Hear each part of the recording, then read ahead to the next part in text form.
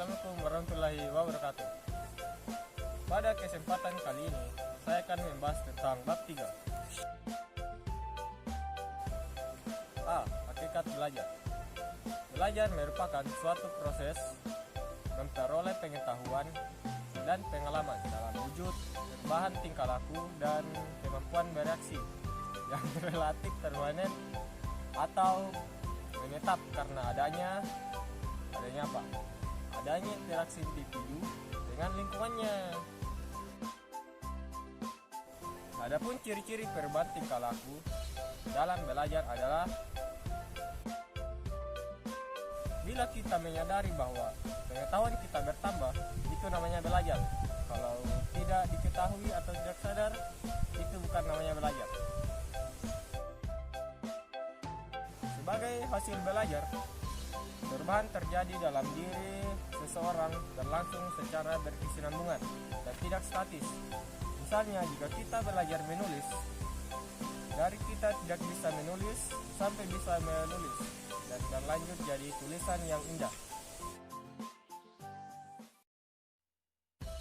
Dalam perilaku belajar, perubahan itu senantiasa bertambah dan tertuju untuk memperoleh sesuatu yang baik dari sebelumnya. Bila perubahannya tidak baik, itu bukan namanya belajar, tetapi tambah cemburu.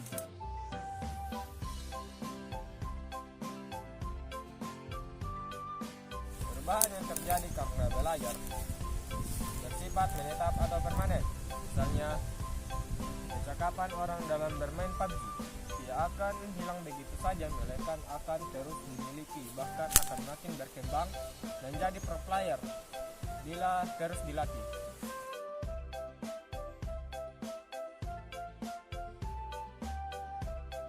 Ini berarti karena belajar ada sesuatu yang ingin dicapai. Misalnya kita belajar mengetik 10 jari, dia akan belajar sampai bisa dengan 10 jari dan tanpa melihat keyboardnya lagi.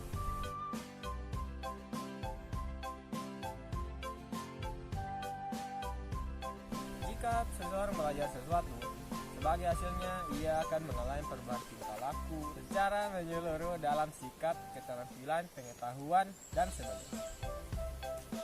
Faktor-faktor yang mempengaruhi belajar. Menurut Islam itu 1995 ada 2 faktor yang mempengaruhi belajar, yaitu faktor intern dan faktor ekstern.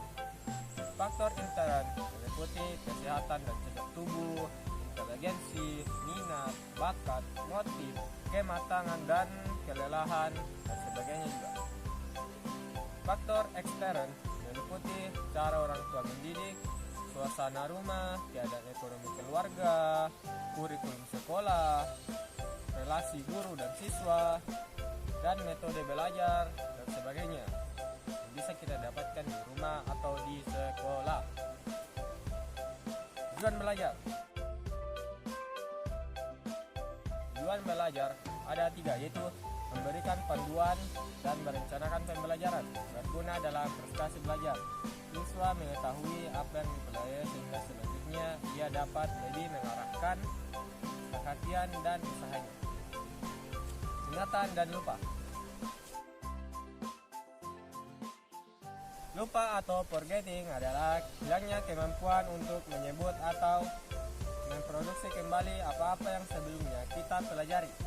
Faktor yang menyebabkan lupa yaitu karena adanya gangguan atau muter informasi atau materi yang ada dalam sistem memori siswa, adanya tekanan terhadap sistem informasi yang telah ada, adanya perubahan situasi lingkungan antara waktu belajar dengan waktu mengingat kembali.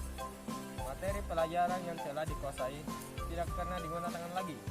Adanya perubahan surat syaraf otak yang dapat disebabkan oleh adanya benturan, alkohol, obat-obatan, dan sebagainya. Motivasi belajar.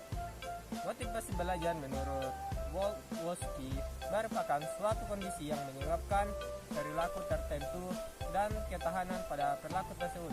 Misalnya kita bermotivasi belajar akan terbatas dan ketahanan mengikuti sampai beberapa jam, misalnya 3 jam, 4 jam. Bila tidak punya motivasi, biasanya hanya kita bertahan 30 menit.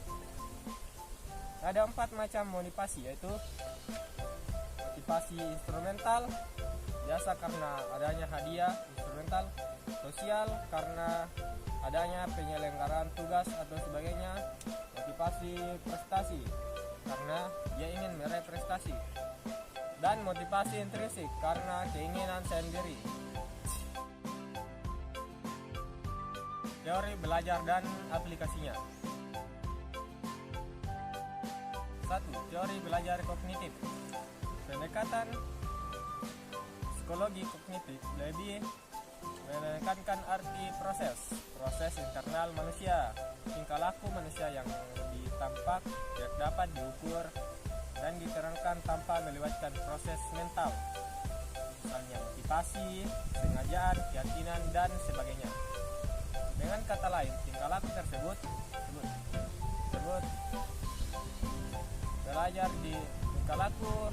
belajar tersebut selalu didasarkan pada kognisi, yaitu tindakan mengenal atau memikirkan situasi di mana tingkah laku itu terjadi.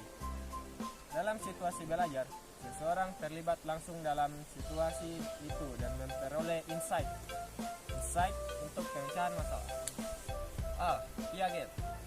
Menurut Jean Piaget, proses belajar sesungguhnya 3 tahapan, yaitu asimilasi, akomodasi, dan ekuilibrasi. Proses asimilasi adalah proses penyatuan atau pengintegrasian informasi baru ke struktur kognitif yang telah ada ke benak siswa. Akomodasi adalah penyesuaian struktur kognitif pada situasi yang baru. Ekuilibrasi adalah penyesuaian berkesinambungan antara asimilasi dan akomodasi. Misalnya, seorang siswa telah memiliki pengetahuan tentang baik dan buruk. Kemudian gurunya memberi pelajaran baru tentang perbuatan baik dan buruk menurut Pancasila. Maka proses penyesuaian tersebut dinamakan ekuilibrasi. Samping itu, Piaget berpandangan bahwa proses belajar harus disesuaikan dengan tahap perkembangan kognitif siswa. Dalam hal ini, Piaget membaginya dengan 4 tingkatan, yaitu tahap sensori motor antara 0 sampai 2 tahun, tahap praoperasional antara 2 sampai 8 tahun, stadium operasional konkret antara 7 dan 14, dan stadium operasional formal dan sejalannya. Secara umum, pengaplikasian teori Piaget biasanya mengikuti pola sebagai berikut: menentukan tujuan instruksional, memilih materi pelajaran, menentukan topik, menentukan dan rancangan kegiatan belajar, mempersiapkan beberapa pertanyaan, mengevaluasi proses hasil belajar. Ausubel. Menurut Ausubel, siswa akan belajar dengan baik jika advanced organizer, artinya pengatur kemajuan belajar, didefinisikan dan dipresentasikan dengan baik dan tepat kepada siswa. Mengatur kemajuan belajar adalah konsep atau informasi umum yang mewadahi dan mencakup semua inti pelajaran yang akan diajarkan kepada siswa. Advanced organizer akan memberikan 3 manfaat, yaitu dapat menyediakan suatu kerangka konseptual untuk materi belajar yang akan dipelajari siswa, dapat berfungsi sebagai jembatan yang menghubungkan antara apa yang sedang dipelajari, apa yang akan dipelajari siswa, membantu siswa memahami bahan belajar secara lebih mudah. Oleh karena itu, guru dituntut memiliki pengetahuan terhadap isi mata pelajaran dengan sangat baik, serta dituntut pula untuk memilih logika berpikir yang baik dan yang baik. 3. Bruner. Menurut Bruner, proses belajar lebih ditentukan oleh cara kita mengatur materi pelajaran dan bukan ditentukan oleh umur seseorang seperti yang ditentukan oleh plagiat. Adapun proses belajar menurut Bruner terbagi menjadi 3. Interaktif, berupa aktivitas manusia untuk memahami lingkungan melalui pengalaman langsung. Ikonik, berupa upaya siswa melihat dunia gambar dan visualisasi herbal. Simbolik, merupakan pemahaman siswa terhadap gagasan-gagasan. Abstrak, berupa teori, penafsiran, analisis, dan sebagainya terhadap realitas yang telah diamati. 2. Teori belajar behavioristik. Menurut Sukamto 1995, manusia sangat dipengaruhi oleh kejadian di lingkungannya yang akan memberikan pengalaman tertentu kepadanya. Belajar merupakan perubahan tingkah laku yang terjadi berdasarkan paradigma, stimulus, dan respon. Dengan kata lain, belajar merupakan tingkah laku sebagai akibat adanya interaksi antara stimulus dan respon. Adapun akibatnya adanya interaksi antara stimulus dan respon, siswa mempunyai pengalaman baru dan yang menyebabkan mereka mengadakan tingkah laku dengan cara yang baru.